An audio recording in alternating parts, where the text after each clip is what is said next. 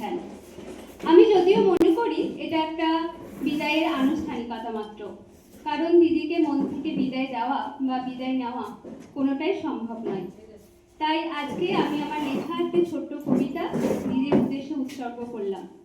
আমার আজকের নিবেদন বিদায় বেলা। শুনেছিলাম কিছুদিন আগে কোন এক এনএম দিদির থেকে আমাদের সবার প্রিয় সাধনা দিদি অবসর নেবেন। তাই তো মন ভালো নেই কারণ, দিদির স্নেহ আর যে পাবো না কেহ।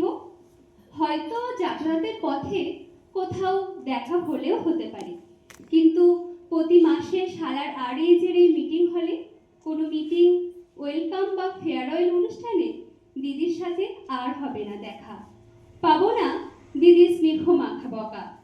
শোনা যাবে না হোয়াটসঅ্যাপ গ্রুপে দিদির থেকে এনসিটির রিপোর্ট চাওয়ার কথা।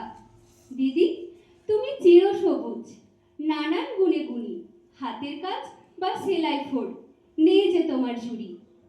তবু আজকের এই বিদায় বেলায় এটাই বলতে চাই, তোমার সকল অপূর্ণ ইচ্ছাগুলো এবার পূর্ণতা পাক। ভালো থেকো, সুখে থেকো, সুস্থ থেকো তুমি। আজকের এই বিশেষ দিনে শুধু এটাই চাই আমি।